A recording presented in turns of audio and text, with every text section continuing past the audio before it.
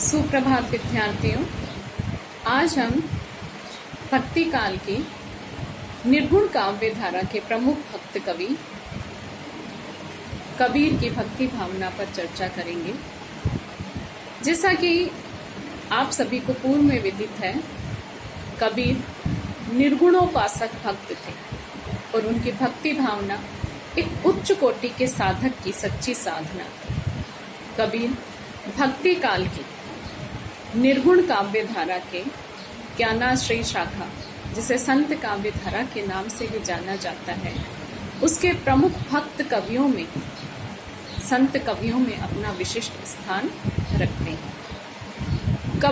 कबीर की भक्ति भावना के संबंध में सुप्रसिद्ध साहित्यकार आचार्य हजारी प्रसाद द्विवेदी ने लिखा है, कबीर की भक्ति वाणी की वह लता है जो योग क्षेत्र में प्रेम का बीज पड़ने से अंकुरित हुई और जिसका विकास स्वानुभूति का अवलंब पाकर हुआ।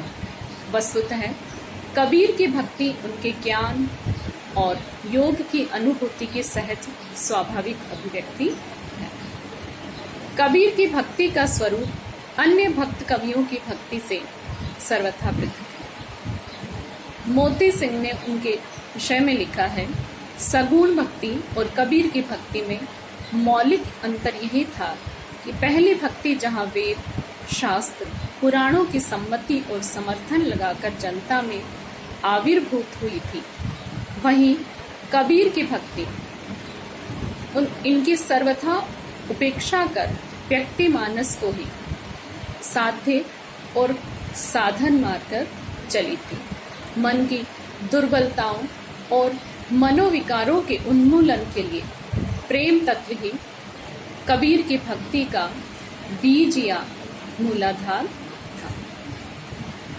कबीर के आराध्य और उनका स्वरूप। कबीर के आराध्य निर्गुण निराकार ब्रह्म है। कबीर ने अपने इष्ट देव को राम, गोविंद, रहीम, करीम, गोरख इत्यादि अनेक नामों से उपमित किया है, जिनमें सर्वाधिक प्रयुक्त नाम राम है।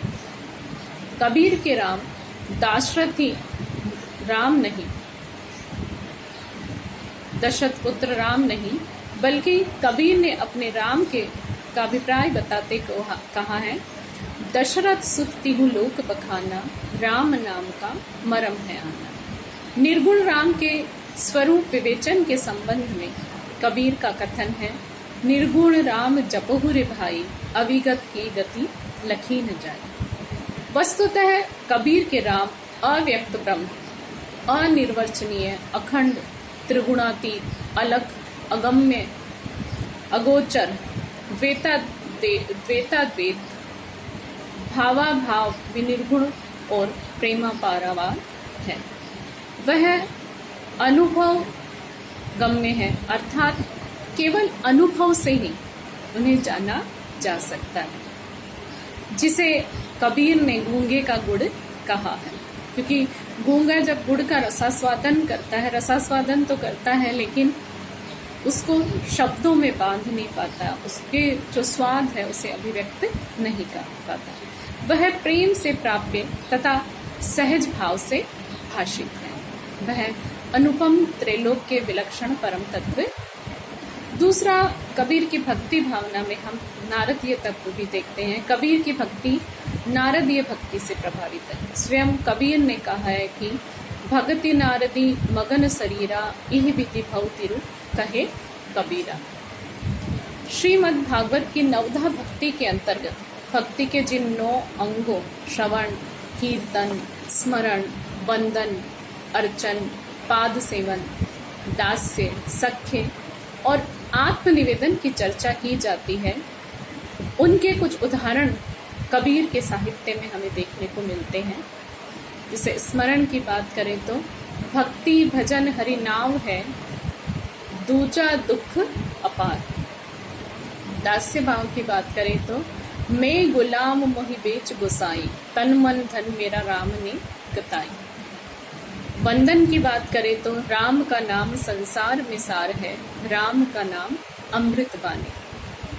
आत्मनिवेदन की बात करें के विरहणु को नीच दे के आपा दिखलाए, कि या तो मुझ विरहणी को आप मृत्यु दे दो या अपने दर्शन का सौभाग्य प्रदान करो। माधो कब करी हो दया।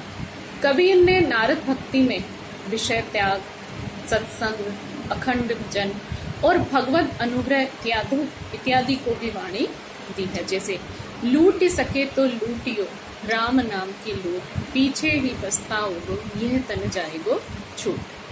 कबीर की जो भक्ति भावना का एक रूप उसमें हम देखते हैं वह ज्ञान मार्ग का, क्योंकि ज्ञान मार्गी संतों में ही कबीर की गणना की जाती है।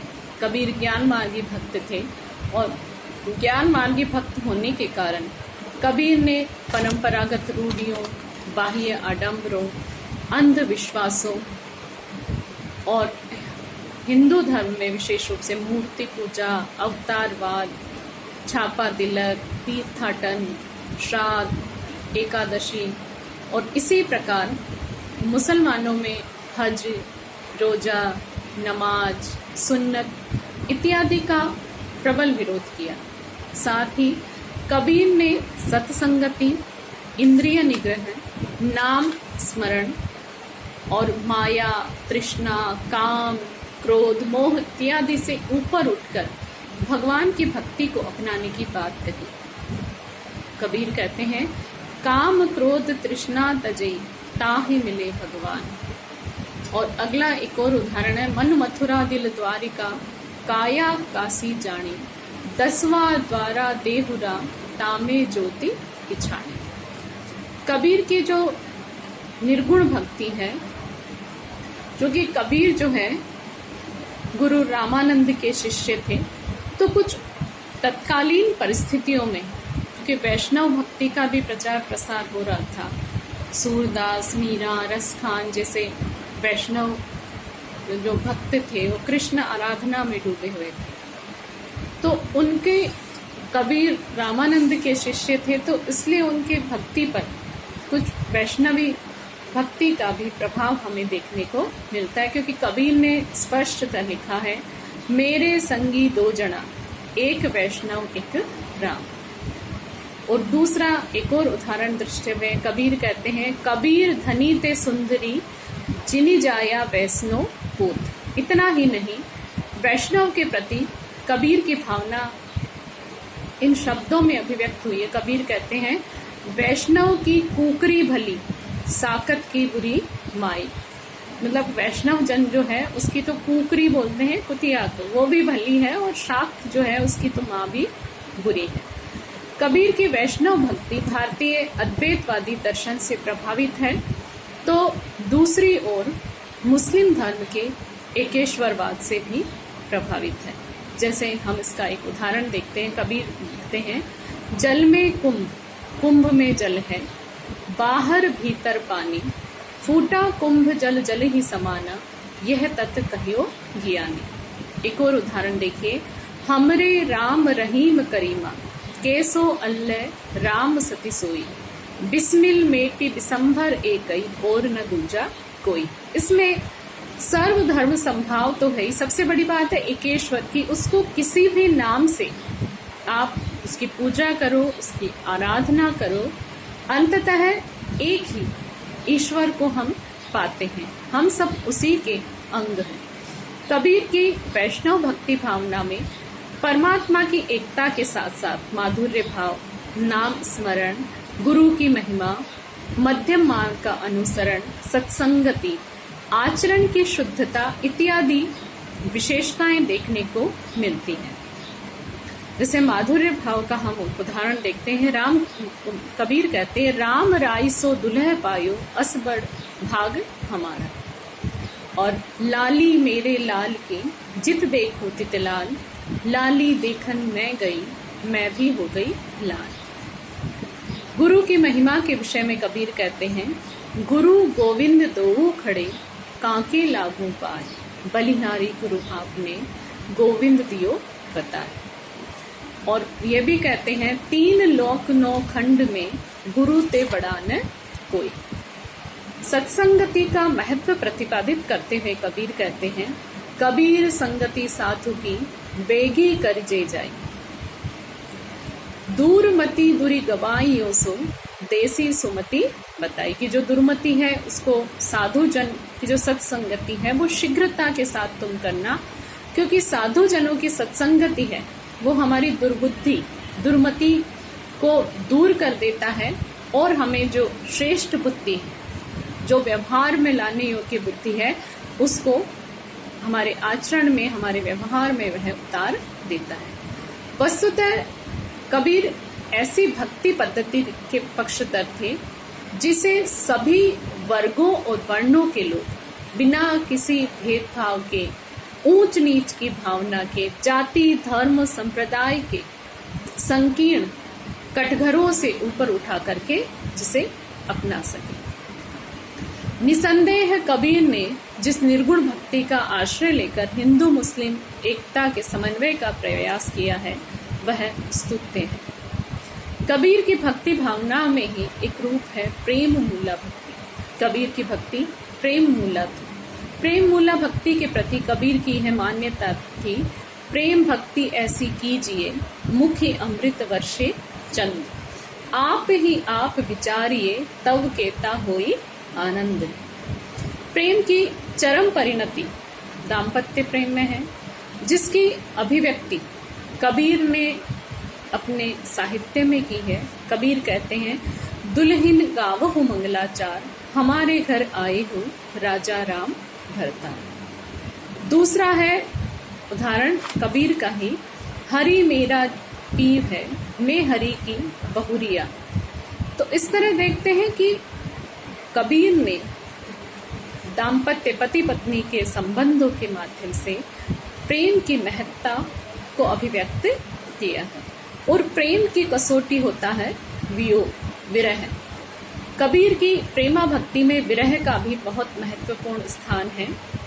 जीवात्मा का परमात्मा से मिलन की जो छटपटाहट है, जो तड़फ है, वह कबीर ने उसे बहुत गंभीरता से मार्मिकता के साथ उसे वाणी प्रदान की है।